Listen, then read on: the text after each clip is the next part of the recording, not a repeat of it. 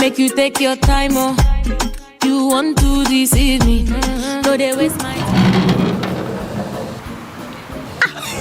Recently, Auntie Afusa, long time no see oh. All alone in Bonle. Wo, this is pop. In Bonne de Wasi.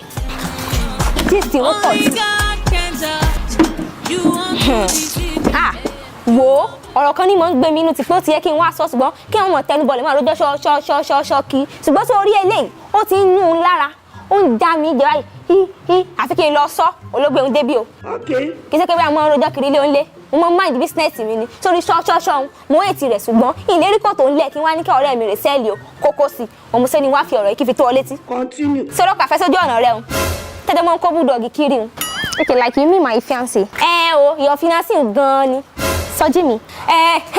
Àwọn sọjí náà ni. Àwọn family sọjí tó bá ti dágbo oko sọjí wọn náà gẹ̀rẹ̀ kó wẹ̀gbẹ́.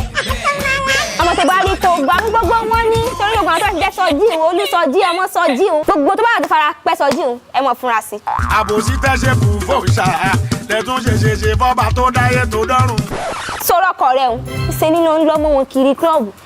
Sọ wá nìkan tó wá dùn mí jù lélẹ̀ tó gbé wá ń jẹ́ tàwọn. A sì wọra wa báyìí wí àìbọ̀ tó àìbọ̀ wọ́n máa ṣe bẹ́ẹ̀ nípa àwọn ọmọ mi rí oríṣiríṣi ni wọ́n gbé wá klọ́ọ̀bù.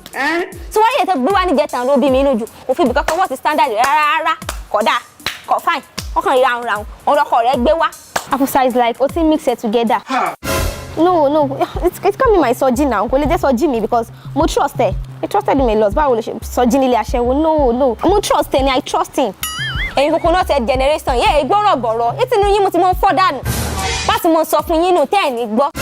Ọlọ́run fi rà wá ṣe gàní tíra rẹ̀ ṣùgbọ́n ò ní gbọ́ láti máa bá yín sọ nù. Àwọn ará lè fara. Afusa ní sùúrù. Ṣé nǹkan tó ń sọ látàárọ̀ yẹn? Ṣé o lè sọ lójú ẹ̀? As in tó bá wà round, ṣé o máa lè bá mi sọ nǹkan tó ń sọ wọn, àlè bá mi repeat ẹ̀. Àwọn ò lè sọ̀rọ̀ káko jẹ, àlè là sọ̀rọ̀ ẹ̀ mọ́. No problem. Ọkọ rẹ̀ gan ò lè lò orí mi. Will you keep quiet? So nǹkan tí mo sọ látàárọ̀ yìí nílé repeat kìíní. Repeat rẹ̀ àwọn dà. Ní ìsọ lójú wọn. Ẹ ṣe jàre, àwọn tó mọ yìí wá nu. Òní ti rojọ́ látàárọ̀ ọkọ sọ pé okay o sọ ọmọ omi. Ó ní, ó ti tutù, mọ́ọ̀tì ni. Ògùn ẹ̀jẹ̀ tó tó láyé kò sí. Mọ́ọ̀t.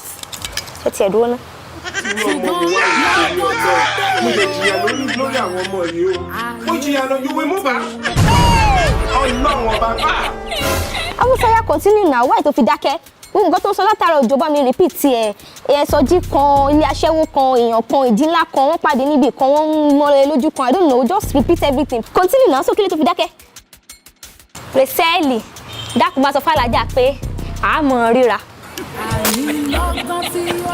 Mo sọ fún yẹ pé kò jẹ́ kó lọ sí Nàìjíríà. I told you about to let you go and study in Nigeria.